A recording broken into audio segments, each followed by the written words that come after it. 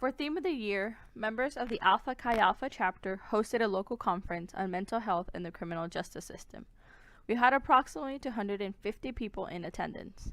Every person received a folder like the one being handed to the judges. Our goal was to have as many agencies from the system participate. A copy of the itinerary is being handed to each table. Las Cruces Police Department talked about their Crisis Intervention Team, CIT. Officers received 44 hours of CIT training in the academy and 40 hours of advanced classes 2 to 3 years after the academy. Currently, over 70% of the officers have completed the advanced training. The juvenile justice officials talked about the Children's Court and its purpose being rehabilitation. They mentioned that to better understand the needs of children with mental health disorders, officials from the entire justice system had to work together. The department director of the Department of Health and Human Services talked about the Stepping Up Initiative, which is a national initiative to reduce the number of people with mental illnesses in jails. We also had Judge Mary Rossner talk about competency issues and the mental health court.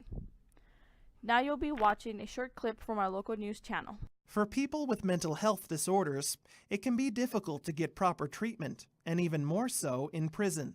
Gabe, a former inmate who asked we not disclose his full name or the nature of his crimes, says he was recently diagnosed with post-traumatic stress disorder from his time behind bars.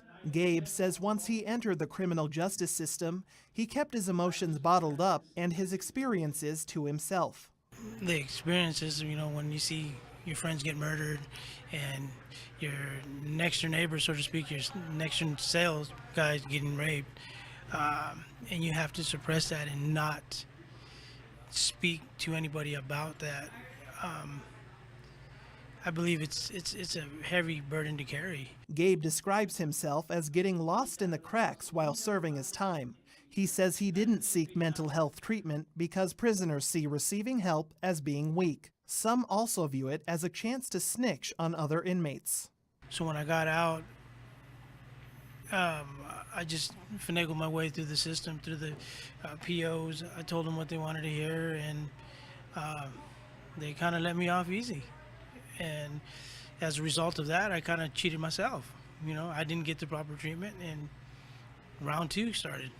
NMSU's Criminal Justice Honor Society, Alpha Phi Sigma, recently hosted experts in the mental health and criminal justice systems to discuss improving treatment for people like Gabe.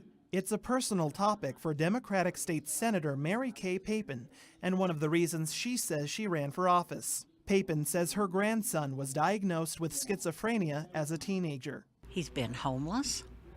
He has been in jail. He has been in the state hospital. He's been in board and care. So it's sort of this revolving door that we're not providing the services out there for people with mental health problems, severe mental health problems. We're not providing the wraparound services that they need in order to live a decent life.